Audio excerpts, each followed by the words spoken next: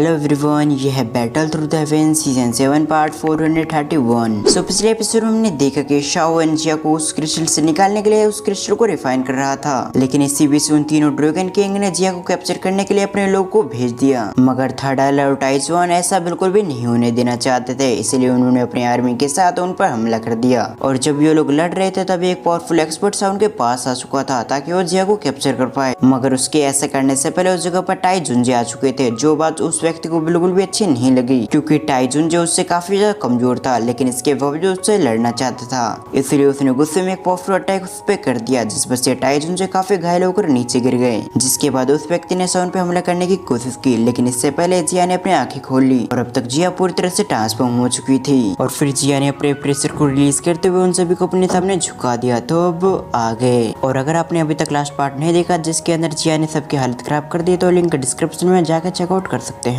Episode की शुरुआत में हम मेनन को देखते हैं जो जिया के प्रेशर के नीचे झुका हुआ था। साथ ही अब उन्हें समझ में आ चुका था कि जिया के रहते हुए वो जिया के आइलैंड का कुछ भी नहीं बिगाड़ सकते, और वो लोग चाहकर भी जिया पर हमला नहीं कर सकते, क्योंकि जिया एक ड्रैगन एम्परर है। और दूसरी वजह ये भी थी कि जिया पहले से भी ज्यादा पावरफुल हो चुकी है। ये सोचते हुए मेनन सासा की ओर देखते हुए इशारा करता है। दूसरी तरफ सासा भी उसके इशारे को समझ चुका था कि मेनन इस जगह से निकलने के लिए कह रहा है। मगर इससे पहले ये दोनों अपनी आर्मी को लेकर इस जगह से निकलते, उससे पहले जिया उससे कहती है कि तुम्हारे पास 10 सेकंड है। अगर तुम लोग अपनी आर्मी को लेकर इस जगह से 10 सेकंड के अंदर नहीं निकले तो तुम्हारे साथ आगे जो भी होगा उसका जिम्मेदार मुझे मत कहना। दूसरी तरफ मेनन और सासा ये सुनते ही काफी गुस्सा हो गए थे, लेकिन वो जानते थे कि वो जिया का कुछ भी नहीं बिगाड़ सकते। पर हम मेनन को देखते हैं जो जिया की ओर ग्रेट करते हुए कहता है हम फिलहाल के लिए तो जा रहे हैं, मगर फ्यूचर में आप लोग को ज्यादा केयरफुल रहना होगा, क्योंकि जल्दी तीनों किंग को भी पता चल जाएगा कि आप इस आइलैंड की एम्प्रेस बन चुकी है। जैसे उन्हें ये पता चलती है तो वो आपके लिए ट्रेवल्सम जरूर खड़े करेगा, क्योंकि तीनों ड्रैगन किंग बिल्कुल भी नहीं चाहेंगे कि आप चारों आइलैंड को एक साथ करो। ये कहते हुए मेनन शांत हो गया और अगले पल पीछे पलटते हुए एक स्पेस टाइमलाइन पोर्टल ओपन कर दिया। उसके अंदर सभी लोग जाने लगे, लेकिन इससे पहले मेनन स्पेस टाइमलाइन पोर्टल के अंदर जा पाता उससे पहले जिया उससे कहती है तुम अपने किंग तक मेरा एक संदेश पहुंचा देना। अगर फ्यूचर में वो मेरा किसी भी ऑर्डर को इनकार करते हैं तो फिर मैं उनकी बॉडी से उनके रॉयल ब्लड को निकाल लूंगी। और मेरे ओपिनियन से जिया ये कह रही है अगर इन फ्यूचर उन तीनों किंग ने चारों आइलैंड को एक नहीं होने दिया तो जिया उनकी बॉडी से रॉयल ब्लड को अलग कर देगी, जिसके बाद वो बिल्कुल भी किंग नहीं रहेंगे। जिया की इस रिप्लाई को सुनने के बाद मेनन थोड़ी देर के लिए सरप्राइज हो गया था। साथ ही उसे समझ में आ चुका था कि तीनों ड्रैगन किंग ने जो किया है उसकी वजह से जिया काफी गुस्सा हो चुकी है और बहुत जल्द ही जिया इस आइलैंड के अंदर बहुत बदलाव करेगी। सीन शिफ्ट कर हम एक रूम के अंदर एक व्यक्ति को देखते हैं जो बेहोश पड़ा हुआ था। साथ ही उसके आसपास पर्पल और पीले कलर की एनर्जी घूम रही थी,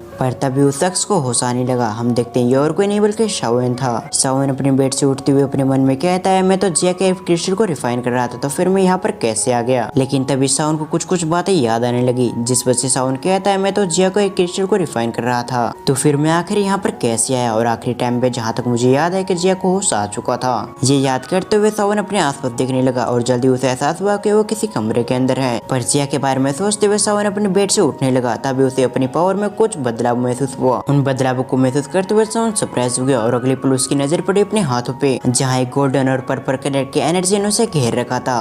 पर इससे पहले वो कुछ भी सोचता या फिर उसे समझ में आता उससे पहले उसके कमरे का दरवाजा खुला, जिस दरवाजे से टाइसो ड्रैगन और थर्ड आइलैंड अंदर आ रहे थे। वो शाओन को देखते हुए कहते तो फाइनली होश में आ चुके हो। ये सुनते ही शाओन की नजर भी इन दोनों पे पड़ गई। शाओन उन दोनों की ओर देखते हुए कहता आखिर जिया कैसी हालत में है, क्या वो क्रिस्टल से आजाद हुई या फिर नहीं। ये सुनने के साथ ही थर्ड आइलैंड ने नोट कर दिया। साथ ही वो शाओन का धन्यवाद करते हुए कहते तुम्हारा बहुत बहुत धन्यवाद, क्योंकि तुम्हारी वजह से हमारे ड्रैगन एम्परर ने उस क्रिस्टल से न केवल बाहर आई बल्कि उसने एनर्जी को भी कंज्यूम कर लिया। ये सुनते शाओन काफी खुश हो गया। साथ ही उसने अपने आसपास देखा मगर उस जगह पर कोई भी मौजूद नहीं था। ऐसा लग रहा था जैसे कि शाओन किसी और को भी ढूंढ रहा था। तभी हम थर्ड आइलैंड को देखते हैं जो शाओन की ओर देखते हुए कहते हैं तुम जरूर हमारे ड्रैगन एम्परर को ढूंढ रहे हो, लेकिन मैं तुम्हें बता दूं वो बाकी की एनर्जी को कंज्यूम कर रही है। असल में जब हमारी ड्रैगन एम्परर उस क्रिस्टल से आजाद हुई थी तब उस समय उसने एंशिएंट फिनिक्स ओरिजिन फ्रूट की पूरी पावर को कंज्यूम नहीं किया था, क्योंकि उस जगह पर तीनों ड्रैगन किंग की आर्मी आ चुकी थी। इसलिए हमारे ड्रैगन एम्परर ने सबसे पहले उन तीनों ड्रैगन किंग की आर्मी को पीछे जाने पर मजबूर कर दिया। उसके बाद वो क्रिस्टल की पूरी एनर्जी को कंज्यूम करने के लिए चली गई और ड्रैगन एम्परर को उस पूरी एनर्जी को कंज्यूम करने में काफी समय लगेगा। ये सुनने के साथ ही शाओन ने नोट कर दिया। साथ ही वो थोड़ा सा उदास भी हो गया, क्योंकि शाओन को जिया की कंडीशन खुद अपनी आंखों से देखना था। लेकिन फिलहाल के इस बात को साइड में रखते हुए शाओन सवाल करता है थर्ड आइलैंड से आखिर मेरे बॉडी के अंदर क्या हो रहा है, क्योंकि मेरी बॉडी के अंदर मैं कुछ अजीब सी पावर को महसूस कर पा रहा हूँ। ये सुनते ही थर्ड आइलैंड के चेहरे पे स्माइल लगी। शाओन की ओर देखते हुए कहते तुमने फाइनली इस चीज को सेंस कर लिया लिया। मैंने बिल्कुल भी एक्सपेक्ट नहीं किया था कि तुम इतनी जल्दी से सेंस कर लोगे, पर अब जबकि तुमने इस पावर को सेंस कर लिया, इसलिए मैं तुम्हें बता दूं जिस पावर को तुम महसूस कर रहे हो वो ड्रैगन फिनिक्स की पावर है, जिसे ड्रैगन एम्प्रेस ने खुद तुम्हारे अंदर डाला था। इसलिए तुम्हारी पावर और तुम्हारी फिजिकल स्ट्रेंथ पहले से भी ज्यादा पावरफुल हो चुकी है।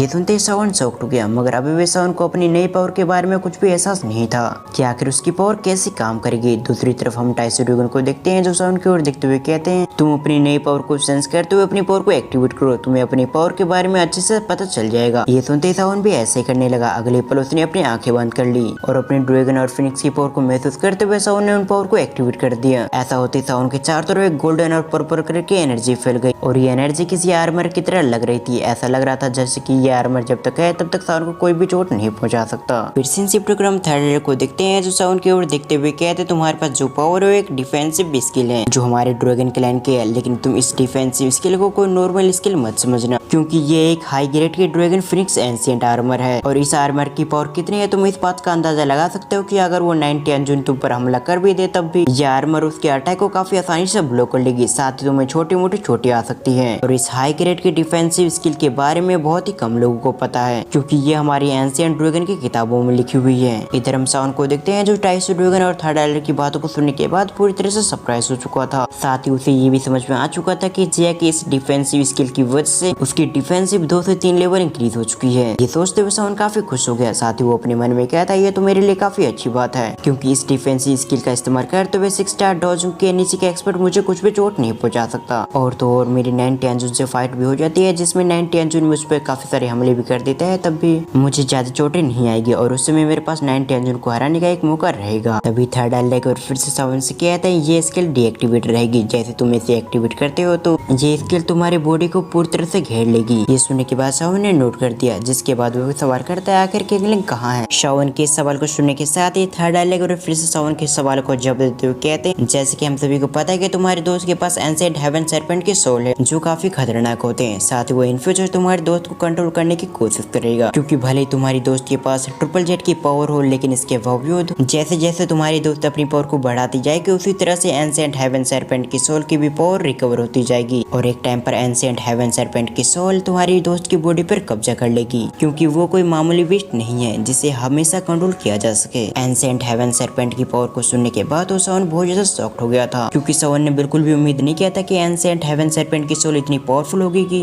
एक वक्त पर किंगलिंग अपने ग्रीन ट्रिपल जेट की पावर का इस्तेमाल करते हुए उसे कंट्रोल नहीं कर पाएगी। साथ ही सावन को इस बात पे जल्दी यकीन भी हो गया, क्योंकि पिछली बार जब वो किंगलिंग को ठीक कर रहा था तब एंशिएंट हेवन सर्पेंट की सोल खुद अपने आप से किंगलिंग की बॉडी से बाहर निकलकर सावन पे उसने अटैक कर दिया था। ये सब सोचते हुए सावन किंगलिंग के लिए काफी परेशान हो गया। लेकिन हम थर्ड आइलैंडर को देखते हैं, जब भी उसके चेहरे पे स्माइल आ गई और फिर वो अपनी बातों को कंटिन्यू करते हुए कहता है लेकिन हम उस लड़की को कुछ भी नहीं होने देंगे, क्योंकि तुमने हमारी काफी मदद की, इसलिए हमने तुम्हारी दोस्त की मदद करने के लिए उसे एंशिएंट ड्रैगन की टूम में ट्रेनिंग करने के लिए भेज दिया है। इस ट्रेनिंग के दौरान तुम्हारी दोस्त उस एंशिएंट हेवन सर्पेंट की सोल को अच्छी तरह से रिफाइन कर पाएगी, और अगर तुम्हारी दोस्त एंशिएंट सर्पेंट की सोल को अच्छी तरह से रिफाइन कर लेती है तो उसकी कल्टीवेशन काफी ज्यादा बढ़ जाएगी। ये सुनने के साथ ही सावन ने उसकी बातों पर नोट कर दिया। साथ ही वो अपने मन में सोचता है किंगलिंग एंशिएंट सर्पेंट की पावर का इस्तेमाल करते हुए 6 स्टार डॉजिंग से भी लड़ सकती है, और अगर उसने सचमुच एंशिएंट सर्पेंट की सोल को पूरी तरह से रिफाइन कर लिया तो 5 स्टार डॉजिंग तो कम से कम बन ही जाएगी। ये सब सोचते हुए उनके सिर पे स्मेल लगी। फिर वो उन दोनों की ओर देखते हुए कहता है अब जबकि किंगलिंग अपनी ट्रेनिंग में बिजी है तो मैं इस जगह से अकेले तो नहीं जा सकता, इसलिए मुझे इस जगह पर रुक कर इंतजार करना पड़ेगा। और इस जगह पर रुकने के बाद सावन ने थर्ड आइलैंडर से भी कह दी, जिसके लिए थर्ड आइलैंडर ने परमिशन दे दिया। और इसी सीन के साथ हमारा ये पार्ट यहीं पर एंड होता है। साथ ही मैं आपको बता दूं कि कल मुझे कुछ प्रॉब्लम हो गई थी, जिस वजह से मैं वीडियो अपलोड नहीं कर पाया, और अभी भी मुझे वॉइस ओवर करने में थोड़ी बहुत प्रॉब्लम हो रही है। ये वीडियो कैसे लगे आपको मुझे कमेंट करके जरूर बताएं। साथ ही इस वीडियो का लाइक टारगेट है 800। साथ ही मैं उम्मीद करूँगा कि आप इस लाइक टारगेट को कंप्लीट करेंगे। तो फिर मैं मिलता हूँ किसी और वीडियो में, जब तक के लिए थैंक्स फॉर वॉचिंग।